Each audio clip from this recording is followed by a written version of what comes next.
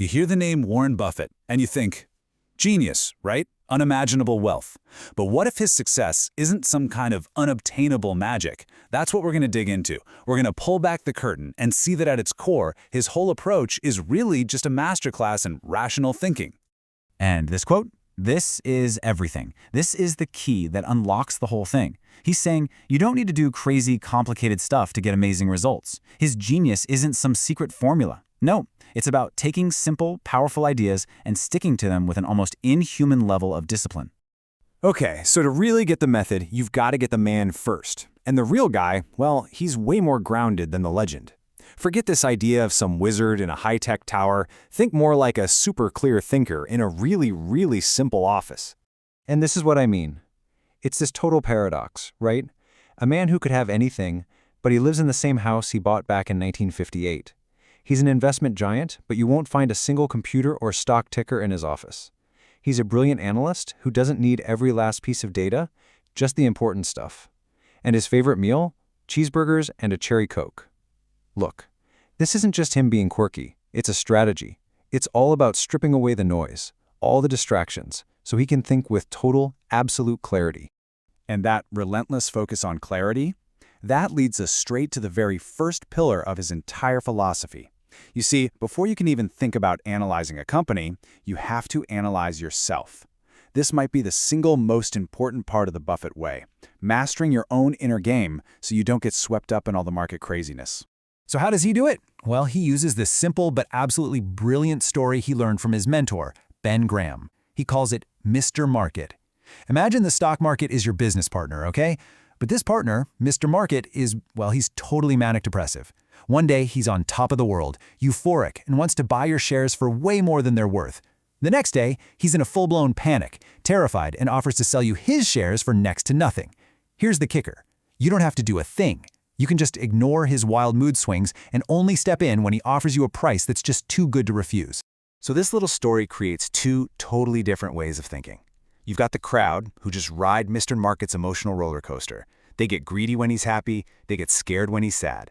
They're just speculators, really, gambling on which way the price will wiggle next. But Buffett, he's the calm, rational business owner. He doesn't play that game. And the reason he can stay so cool is that he plays by his own rules, what he calls an internal scorecard. He doesn't care what the crowd thinks. He only cares if he's being rational. And look, it's easy to talk about this when things are calm. The real test is when a crisis hits. Just think back to 2008. The financial world was literally on fire. Fear was everywhere. And what was Buffett doing? He was calmly writing checks. $5 billion to Goldman Sachs, another $5 billion to GE. I mean, sure, it sounds like a no-brainer now, but back then, who had the guts to do that when the world felt like it was ending? That is what mastering the inner game looks like. Okay, so having a strong mind is crucial. But it's not the whole story. The second pillar here is having a philosophy that's solid, but not stuck in stone. See, Buffett wasn't just born with this perfect system. He had to build it. And what's maybe even more important, he was willing to change it and let it evolve. In the early days, back in the 50s, he was all about what his teacher Ben Graham taught him. He called it cigar butt investing. You know, finding a company that's been thrown away but has one last good puff left in it. Basically, buying stuff that was super, super cheap. But then his partner Charlie Munger came along and just changed everything. Munger asked him a simple question that flipped his whole worldview. Isn't it better to buy a fantastic company at a good price than a mediocre company at a fantastic price? That single idea led to them buying See's Candies in 1972, and it was a total game changer, a real tectonic shift in how he thought about investing.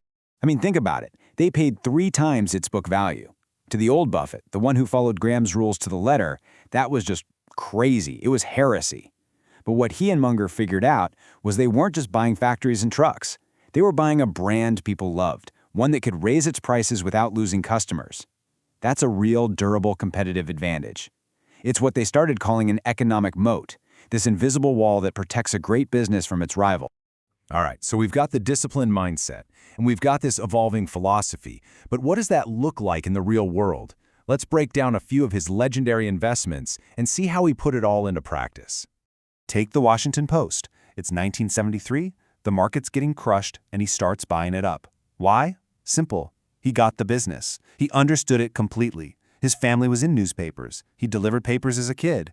He knew that owning the main newspaper in a city was basically like owning a toll booth on the local economy, a simple, easy-to-understand business that just spit out cash. Or how about Geico? The company was on the brink of going bankrupt. I mean, total panic in the streets. But Buffett starts buying like crazy. Why?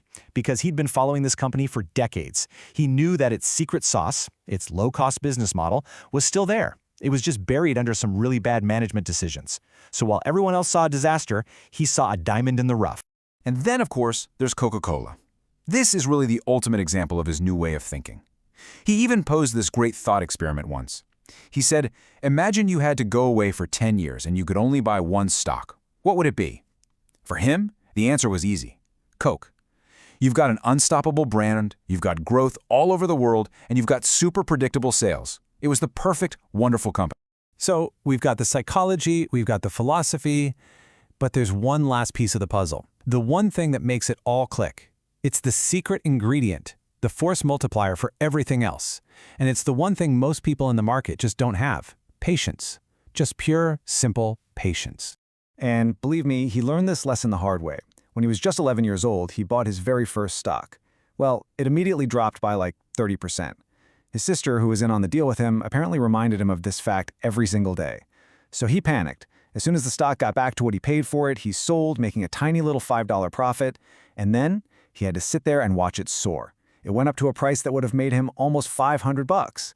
He said he learned his lesson right then and there. Never let short-term panic shake you out of a long-term decision. And that one painful lesson, when applied over a whole lifetime, leads to, well, it leads to this number, 586,817%. I mean, that number is so huge it feels made up, right? But it's real. That's the actual growth in Berkshire Hathaway's value per share between 1964 and 2012. It's just the cold, hard math of what happens when you buy great things, and then just wait. But here's the really important part, how he did it. It wasn't by hitting it out of the park every single year. Just look at the average annual gain. It's about 19.7% for Berkshire, compared to 9.4% for the S&P 500. So he's basically just over twice as good as the market, on average.